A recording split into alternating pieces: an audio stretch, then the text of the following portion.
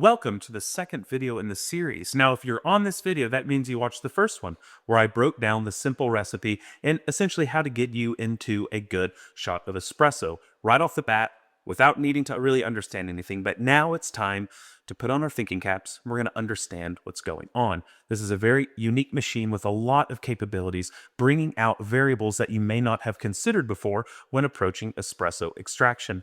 Now, what we're going to do in this video is talk about all of these variables and how you can control them in your meticulous experience. So the way we're going to do that is with a flip chart. Typically, when you're making espresso, or what has historically been espresso since 1961, has been based off of a system, a circuit, where you had a pump, we're just going to say that's a pump, that brought water to a group head. And this is where the espresso would come out, right? So the way that this worked is this would be pumping water up here. Now, right around here, you would have something, we're just making vague drawings here. That is our OPV. So this would be set at a certain pressure. So whether it's a rotary pump or a vibratory pump, you don't need to really know the difference between those. But essentially, it's shooting out water through a tube to the group head. Now, this water is typically around, it depends on the pump, but it could be something like 6 milliliters a second, 8 milliliters a second, 10 milliliters a second. But regardless, it's essentially a constant flow rate coming out. And then what you can do in addition to that is set the pressure. If it's a rotary pump, normally there's a screw where you kind of change what the pressure will be. Or on a vibratory pump, they're typically rated. Now what this is, the OPV, if it's a vibratory pump and it doesn't have some sort of rating on it, what you can do is have an overpressure valve. And if there's excess water that the puck cannot take at a certain pressure, it will divert the liquid so as to not go over 9 bar of pressure. So what that means is, let's say we start pushing water with our pump through the tube, and then we have our puck of espresso right here, okay? So it starts to trickle water droplets onto the puck at 10 milliliters a second. All right, it doesn't really matter. So it's pumping it there. There's no pressure because, as we should know, pressure equals, and these are not the proper letters for it, but we're not all scientists. So I'm doing this so it's easier. So getting ahead of that criticism. But we have resistance times flow, okay? Again, those are not the actual letters in the actual equation. This is so we can remember it easier. So we have to have resistance in order to make pressure. We already have flow. Our pump is giving us whatever the flow rate is. All of them have something slightly different. So it's giving us our flow, and then our resistance is based off of how finely we grind our espresso, and then if we tamp it or not, right? Or how hard we tamp it, etc. That's going to be our resistance. So we have our flow. The liquid starts coming with essentially no pressure, right? It's just kind of going out of the shower screen, and it's filling up the levels here until it's essentially filled. There may be a little air pocket because it's compressing the air, but then the liquid really starts to go through the puck, and you build your pressure. So right off the bat, the flow rate is high, and there's very low to no resistance because it's just kind of going into an area where there's air until it displaces some of the air, compresses the air, and boom, it saturates the puck. So this one starts low, but then goes up. This one starts high, and then goes down, okay? So what I mean by that is the flow rate, if we have a graph, all right, the flow rate with flow on the y-axis from, let's say, 1 milliliter a second up to 10, the flow will start here, right? Because there's all of this empty space. This is empty, okay? There's all this empty space that needs to be filled. So it starts off really high. But then, once it has nowhere else to go, and that pump has the capability of pushing up to 9 or 10 or even 15 bar, you see some say 20 bar pump, it has the capability of pushing it really, really hard. So at some point, when there's nowhere else for the water to go, it's like, maybe I go back in the tube, and the tube goes, no chance, I'm a pump. You're not coming back in this tube. You're finding an exit until I can't push any harder, okay? So then it goes, all right, we're going to try to go through these finely packed grounds. This is where the pressure begins to build, but also where the flow rate dips. We have fill rate that's free-flowing, and then it's going to slow down until it goes down to where it kind of equalizes. So if you have really finely ground coffee and it's going to build in pressure, it might sit around 1 milliliter a second. So even though the pump is doing 6, 8, or 10 milliliters a second, you're getting around 1 milliliter a second on the input flow because it can't push any more through. We've already peaked out the pressure. So conversely to this, pressure will be like this. And let's say it's 1 to 10 bar of pressure. Pressure starts at nothing, at nil. There's no pressure in there. And then right about here or so, whenever it starts to lose flow rate, that's telling us pressure's building. And it does this. So the pressure goes up to, 9 or 10 bar, depending on where that OPV is set, depending on what the pump is set at. And we have this correlation between the two. As the flow rate dips because the pressure rises, right?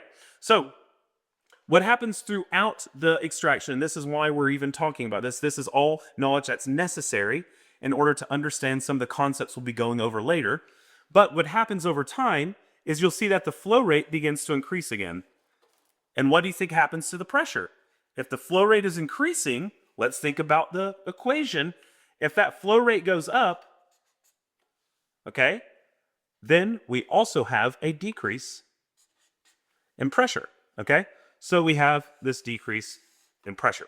So you may say, well, how does that work? Well, because resistance is always going down and down and down and down the whole shot of espresso.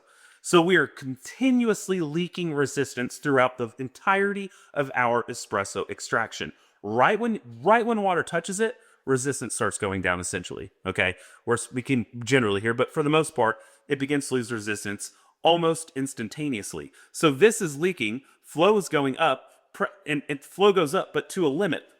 There's a limit that flow can go to because, as we say, there's 6, 8, 10, whatever it might be. There is a limit. It's not unlimited up to 100 milliliters a second. So it will go up until it caps. Pressure is the product of these two things, right? So the pressure will go down as that flow rate is going up once the resistance is low enough that the pressure cannot hold any longer. We following that? Okay. So what that means is at the beginning of our shot, we have a puck of coffee that's been tamped. So this is coffee. This is coffee. Now, typically in an espresso extraction, if you follow conventional parameters, you're going to extract 20% of that. That's 1/5 of that coffee. So if we take 1/5 of that, this is gone by the end of that extraction. So if 20% is now in our cup, that means 20% is no longer here, right? So that means halfway through the shot, you probably have 12 or 14% gone. So as you're going through your extraction, the resistance is lessening greatly, okay? Because you're losing material. When you lose material, there's not as much pressure, right?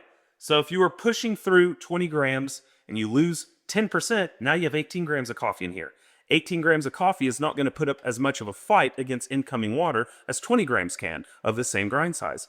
So as you keep going, you're losing soluble material. In addition to that, the grounds become spent. It's easier for water to go through. You don't have it absorbing the water anymore. So in addition to having less coffee, you have spent coffee that is much more susceptible to water running through it. Okay? So you're losing resistance throughout the entirety of that shot. And that is why you have a dip of pressure. Now, this dip of pressure is not necessarily always going to be there. It depends on a few variables. The first would be fineness of grind.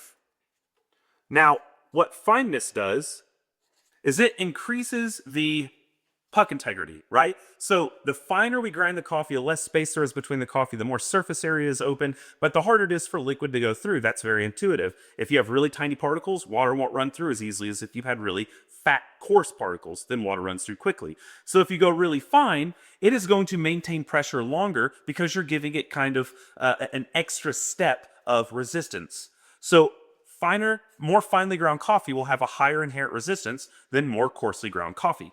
Make sense? Makes sense. So if you go really fine and you choke your espresso machine, potentially, after you fill that headspace, it comes down and it could just stay here and never really increase in flow because you've choked it, which means in response to that, the pressure now would look like this. Right? So you can have too fine of grind where you choke it, or just on the finer end of things, and the flow rate will never really increase through it because it has so much inherent resistance. Now, another thing that can cause a lot of resistance is the roast of the coffee. So, The roast of the coffee can influence greatly the inherent resistance of the puck. A really darkly roasted coffee is very brittle. They produce more fines when you grind them. They create a more bimodal distribution, which just means you have, again, a lot more small particles in comparison to the larger particles, kind of your peak particle. And it's going to cause for a more gummy type of concretized puck of coffee. The lighter the roast, the lower the puck integrity, the lower the inherent puck integrity, it will break down a lot easier, right? Essentially, if you think about the more you dry something out, the more it's able to soak up water. The less you dry something out, the less it's able to soak up water. Same thing is happening. The darker you roast something, the drier you're making it, the more easily it is to soak things up and give it a lot of stability.